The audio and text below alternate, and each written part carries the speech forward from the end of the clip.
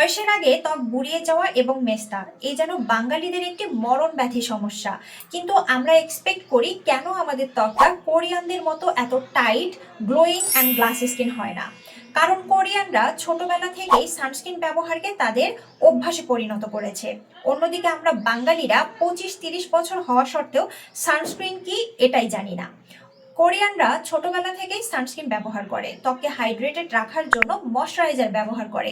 তারা healthy lifestyle maintain করে, পর্যাপ্ত ঘুমায় এবং হেলদি ফুড খায়, যে কারণে তাদের ত্বকটা অনেক বেশি হেলদি, টান টান এবং গ্লোই দেখায়। দেখা যায় যে কোরিয়ানদের বয়স 40 বছর হয়ে গেলেও তাদেরকে কিন্তু 20-25 বছরের যুবতীর মতোই দেখায়। অন্যদিকে আমরা বাঙালিরা 20 থেকে 25 বছর বয়সের মধ্যেই আমাদের ত্বকে মেস্তা চলে আসে এবং বয়সের ছাপ চলে আসে, স্কিন লুজ হতে থাকে। তার প্রধান কারণ ছোটবেলা থেকে আমরা স্কিন কেয়ার নিয়ে সচেতন নই।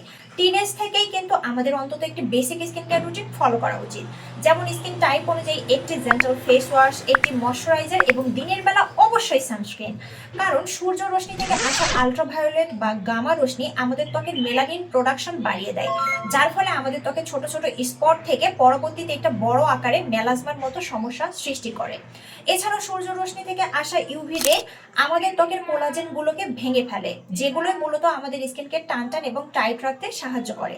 যখন আমাদের ত্বকের কোলাজেন গুলো ভাঙতে শুরু করে, অটোমেটিক্যালি আমাদের স্কিন লুজ হয়ে যায়, রিঙ্কেলস, ফাইন লাইন্স চলে আসে এবং আমাদের ত্বকে বয়সের ছাপ পড়ে যায়।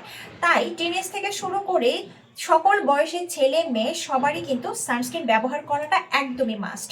পাশাপাশি আপনার স্কিনে যদি অলরেডি মেলাজমা পড়ে গিয়ে থাকে, তাহলে নিয়াসিনামাইড, আলফা আরবুটিন, ট্রানএক্সামিক অ্যাসিড এই ধরনের উপাদান সমৃদ্ধ সিরাম ব্যবহার করুন ফেস ওয়াশ, ময়শ্চারাইজারের পাশাপাশি, যা আপনার ত্বকের মেলাজমা বা স্পট কমাতে সাহায্য করবে। তবে দিনের বেলা সানস্ক্রিন ইউজ করা একদমই স্কিপ করা যাবে না, সে আপনি মেয়ে হন কিংবা ছেলে হন। এরকম আরো গুরুত্বপূর্ণ টিপস পেতে আমাকে ফলো করুন এবং আমার সাথেই থাকুন।